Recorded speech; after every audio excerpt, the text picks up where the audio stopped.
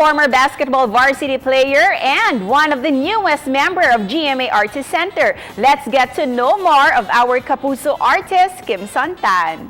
Mayong buntag, Kimson. Maupay nga aga at welcome sa programa. Mayong buntag sa mga kapuso natin dyan and syempre sa mga taga-Cebu. Mayong buntag po. Kimson, congratulations for being a part of GMA Artist Center. How do you feel about this career milestone? Siyempre, first of all, very thankful tayo. Siyempre, kay Mataas, siyempre, very thankful tayo for the opportunity. And siyempre sa GMA, sa opportunity na to, sobrang matagal ko nang inaantay talaga itong opportunity na to. And very thankful ako sa GMA for welcoming me with the open arms. And this morning, Kimson, let's play a short game that we prepared para mas makilala ka pa namin. Are you ready?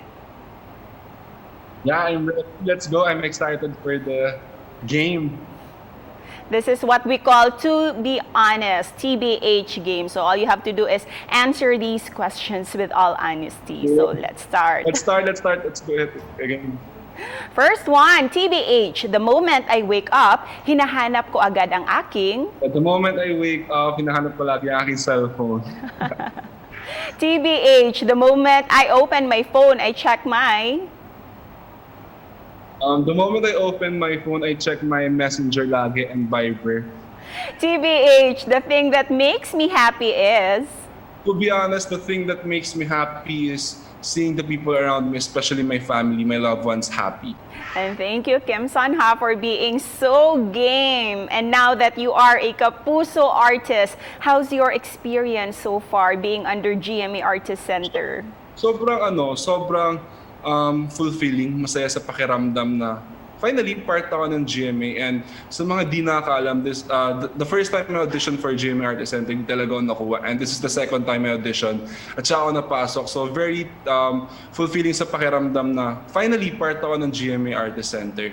And Kimson, let's talk about your boys love or BL acting experience. What was the hardest thing in portraying your character? Siguro yung pinaka-hard na hardest thing para may portray yung character ko na Orion is that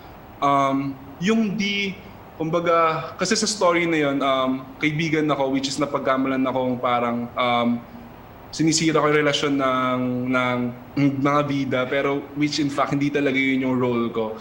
If you were to decide which roles do you want to play na gusto mo talagang subukan? For me, siguro romantic comedy talaga. Looking forward to that. So please invite everyone to watch Daily Rise Up Stronger, the road to NCAA Season 96 GTV channel. I'm inviting everyone to watch Rise Up Stronger, the road to NCAA Season 96 sa GTV. And syempre, makakaabang-abang na mainit na labanan sa pagitan ng mga schools. So abangan natin yan dito guys sa GTV, Rise Up Stronger, the road to NCAA Season 96. Daghang salamat, Kimson! Thank you so much po.